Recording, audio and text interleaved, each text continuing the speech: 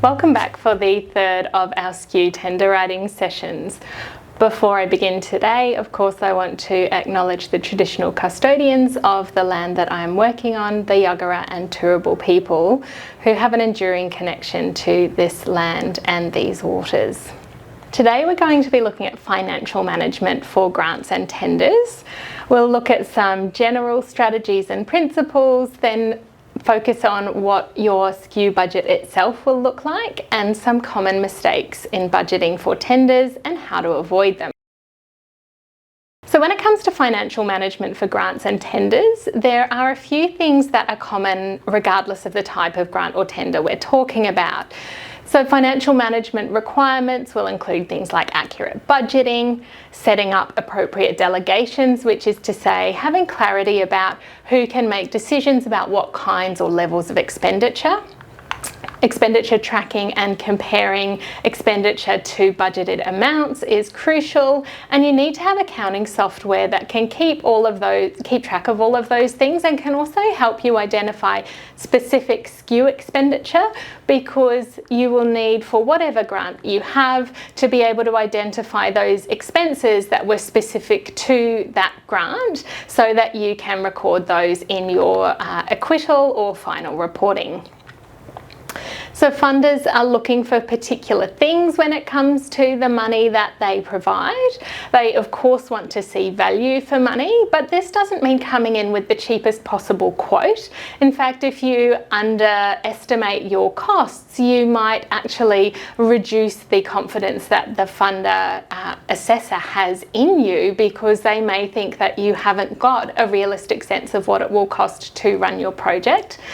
They also recognise that costs will vary across project types and across the regions that projects are run in. So while you can get a general sense of what the government might expect a particular SKU program to cost, please don't get into the trap of thinking you need to meet a particular benchmark or equal someone else's funding amount here.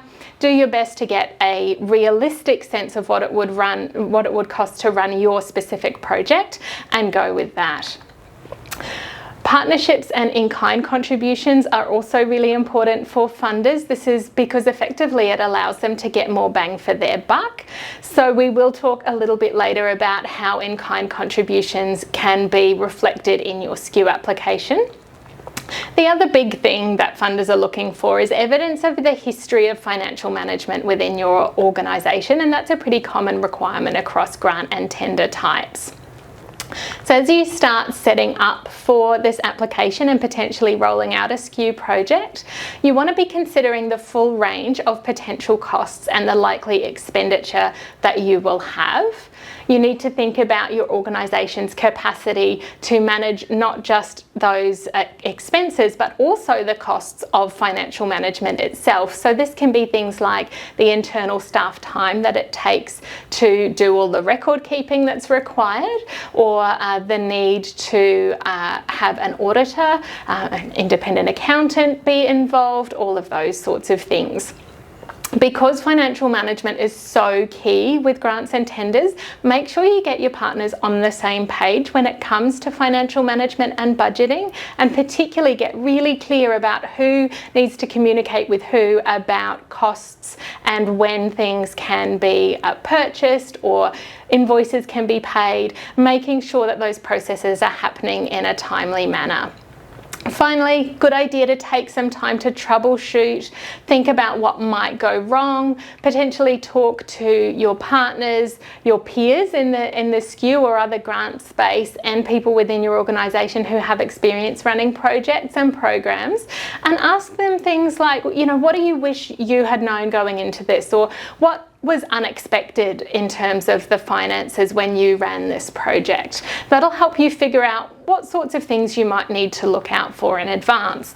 And that takes us to the subject of forecasting. When it comes to financial management, forecasting involves both inputs and outputs, but luckily for our processes, the inputs for SKU programs are really simple. The income that you get is simply the amount of the SKU grant. So we need to think more about the output side of things, and this is where things get pretty complicated. So we spoke to BDO, which is a company that helps a whole lot of organisations manage finances and grants, and they told us that accuracy, or more to the point, inaccuracy in forecasting is one of the major problems for grant budgeting and acquittal. Now, what they said was there are a couple of areas where forecasting gets really tricky and you need to focus your attention. So one area is that while wages will often be considered, the on costs or potential increases in wages won't be, which can leave projects really underfunded, because staff funding is such a big part of most project expenditure.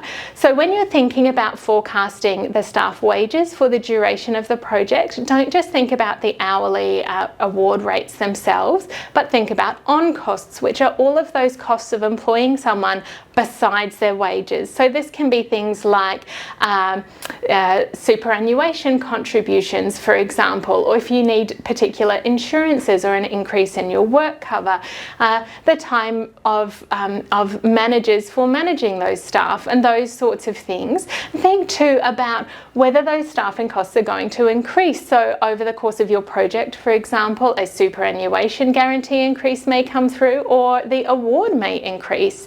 And if you don't factor that into your budgeting and your forecasting, that can of course cause really big problems. The other major issue where people fall down in this forecasting is that other kinds of cost increases aren't factored in. So if you're thinking, for example, about renting a room to run some training in, the rent at the moment is probably lower than what the rent will be in 6 or 9 months' time when you go to roll out the training. So you need to be forecasting, not just budgeting based on the quoted amount now, but thinking about what is this likely to cost when I actually go to purchase it. Now, of course, there are things that we can't predict when it comes to rolling out projects, especially complex or lengthy projects, but we need to think about them and how we would manage them if they occur. So some examples would be, we're in Queensland, we expect storms over summer. If you're running some training that involves outdoor work activities, you'll need to think about how you might be able to run that or supplement or swap around different tasks or that sort of thing to make sure that your participants can still do what they need to do if there's a storm and you can't be working outside, or say there's flooding and transport becomes an issue. You might think about the possibility of unexpected workforce turnover. So someone may leave, they may become ill and really suddenly not be available, and you'll need to backfill. I'm sure there are all sorts of other things that you can imagine might come up, but we don't know and we can't really effectively plan for. But just spend some time with your project team thinking about what might happen and what you could do if it does. Now, there are some ways that you can improve your forecasting.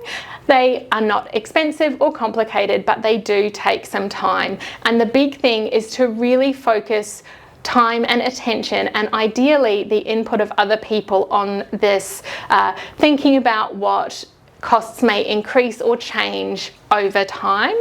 Now, BDO, who we spoke to about this, really recommended getting as many eyes on this as possible. So talking to your finance people, your senior management, maybe your governance body members. Also think about external experts, maybe your peers running SKU programs. Really talk to them about what they noticed about costs through their process, and also what they think of the budgeting and planning that you've been doing.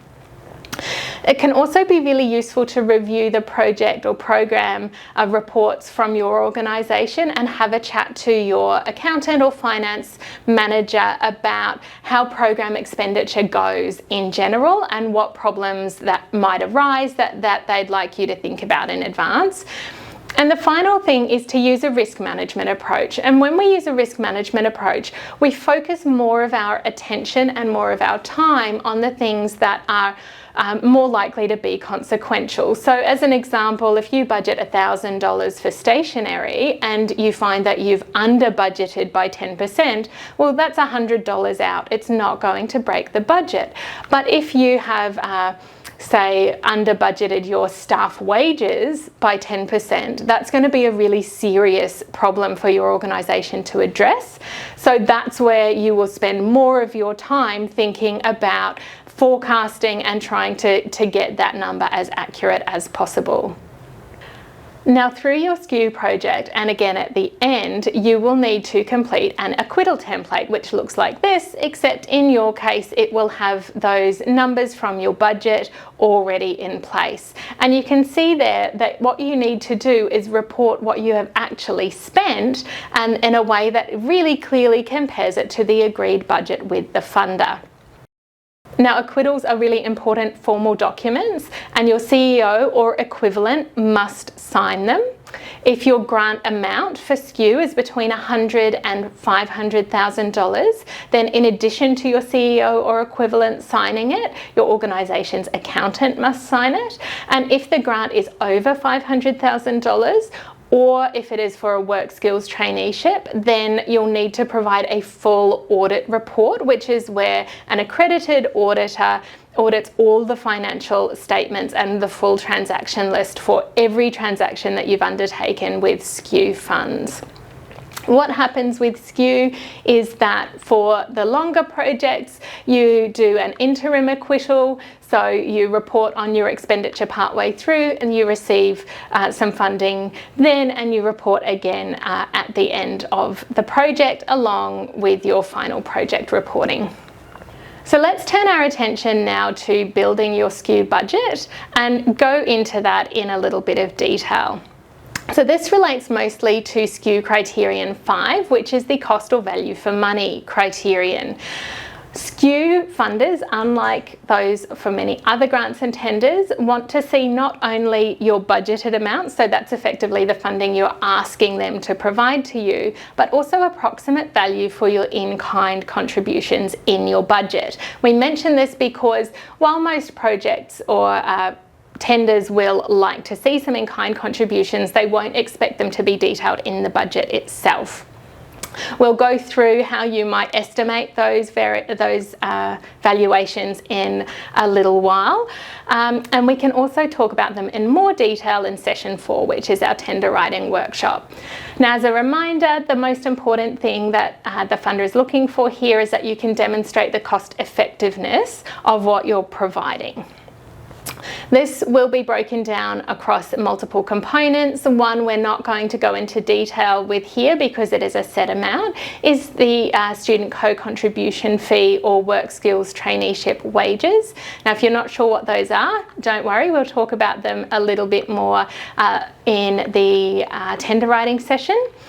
For now, the important thing to note is that that is a set amount, so it's not going to be something you have discretion about in your budget. The other thing that we won't go into too much detail on is the management fee. We'll simply point out that the management fee is a maximum 5% of the full budgeted amount, or up to $15,000, but it's whichever of those is lower. So if $15,000 is 4% of your full project cost, that is still the maximum that you can apply for there.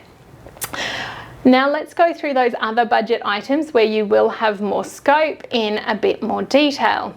So first, staff wages. Now we've already talked about how staff wages are a huge part of your costs for a SKU project. And what you need to do is figure out the different roles that would be involved in rolling out the project, the award levels for each of those roles or those staff members, then multiply each award level by the number of hours and then weeks or fortnights you'd be expecting them to work on the project, and by multiplying those three things together, so that's the hourly award rate by the hours per week or fortnight working on the project by the weeks or fortnights of the project duration, that will give you an estimate of the wages for each role. Now remember, you need to also be thinking about any increases in wages or on costs, as well as whether there are any complications there. So say you've got a staff member who's currently working on another project and they'll be continuing that project while also working part-time in your SKU project, you can only allocate the SKU specific time in your staff wages. Now, administration costs are another significant component of a SKU budget, but there are quite a few things here that are not eligible, so we need to think quite carefully about what we're including in administration costs. So things like your office supplies, your consumables, your stationery, that sort of thing, your utilities, so energy, water, internet, rent on a project premises, travel for SKU purposes specifically, and project promotions are all eligible. However, you can't be charging routine operational expenses in a SKU budget, and you can't claim for rent at your own premises or premises your organisation is already routinely using. Interstate travel is ineligible. You can't be charging for training or conferences for your project staff, and you also can't include any costs that should be covered in the fees that go to the registered training organisation. So this would be things that you would always expect a trainer to provide, so your learning and assessment materials and those sorts of things. If you do have any questions about whether a cost is eligible or ineligible, we really encourage you to contact your regional office, because they will be able to talk you through what should and shouldn't be in your budget there. Next, we have materials and equipment, which put simply is the other resources that are required to carry out the project and the accredited training component. As with the administration, we have things that are not eligible here that you need to be really careful to keep out. So assets or capital equipment costs are not eligible, and again, anything that should be provided by the RTO should not be included here. Finally, we've got the budget item other costs, which, as its name suggests, is where the other costs for your project that haven't gone into one of those other budget items sit. If you're providing any non-accredited training or training that's not on the priority skills list, this is where the costs for that would go.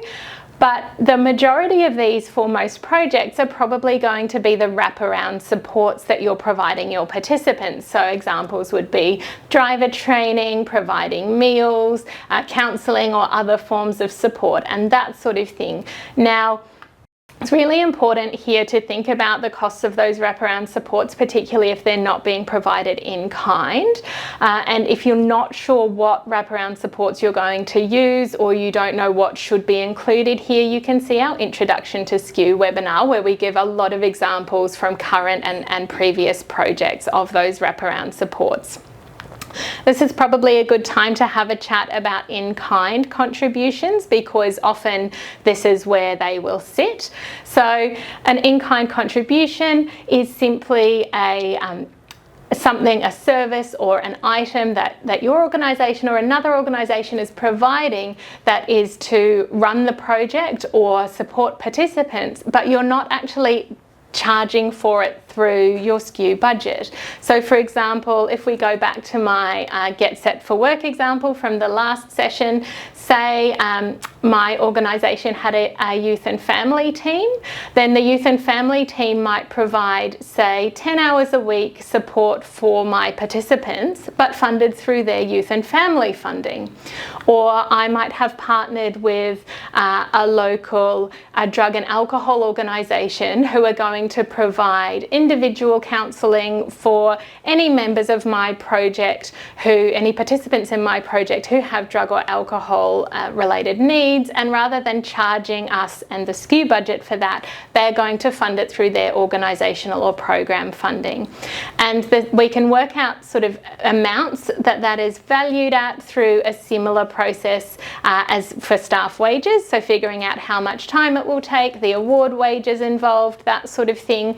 And for items that are donated, that can be a simpler process still when it comes to working out the in-kind valuations. It's simply the value of the item that's being provided. Now, as you'll have noticed as I went through those budget items, there are some tricky bits and pieces in there that you need to be aware of. And so they tend to come up in some really common mistakes that assessors see. So 3 of the most common mistakes that we want to give you a bit of a heads up for and some strategies for avoiding are including ineligible costs, using vague budget items, or simply having a budget that doesn't actually add up. Now, these are relatively simple to avoid. It just takes a little bit of time and effort. So when it comes to making sure your costs are eligible, just be triple checking with the guide to applying for funding, which we've referred to throughout, and focus on the information for each budget item about what is not eligible. And remember, you can contact the department to have a chat about your budget and what should and shouldn't be in there. Vague budget items become a problem because an applicant has used the overall budget item, say administration, and they've given a bulk amount for that without breaking it up into the specific types of expenses within there. So rather than, say, having administration costs $20,000, we need to break that down. We might say stationery, $720, rent for a training room, $11,000, promotions, $700, etc., etc. So the thing to do here is just to be breaking those larger budget items down into specific line items so that the funder can see where you're allocating that overall budget item amount, and then provide quotes or estimates or workings of how you've come to a particular estimate. So an example of a working could be, say, the training room that we want to rent, if we rented it this quarter, would be $10,000, but we know that the rent will necessarily have increased by next quarter or the quarter after when we're actually going to use it. So we might put up a quote for the current rent at $10,000, but in the budget allocate $10,500 or $11,000, and would write in the notes section that we've come to that estimate from the quote and then adding 5% or 10% or whatever we expect the increase to be there. Final problem is that the budget doesn't add up. Now, this might seem like it's way too simple to be a common problem, but it happens all the time. So what can you do to make sure your numbers are correct? The first thing to try would be to use a budgeting software package that adds things up for you as you go. You can also double check yourself if you try just adding up the costs in different ways and making sure you're getting the same total every time, or having someone else who's good with numbers check those for you. That brings us to the end of our financial management session. This has had a lot of information in it, and I know budgets can be nerve-wracking, so I really encourage you to just remember that there's heaps of resources out there that will help you, and we're going to be talking about this in some more detail, and you can raise specific questions at the tender writing workshop, whether you're coming along in person or attending the live webinar. We do also have financial management short videos up on the QCOS SKU page, and of course DTAT's guide to applying for funding is always there. And we'd also encourage you to have a look at the Funding Centre's Writing a Grant Application info sheet, which is a great sort of quick reference guide to some of those key points that we've covered. That's it for us today. Thanks for joining us again, and I look forward to seeing you at one of our workshops.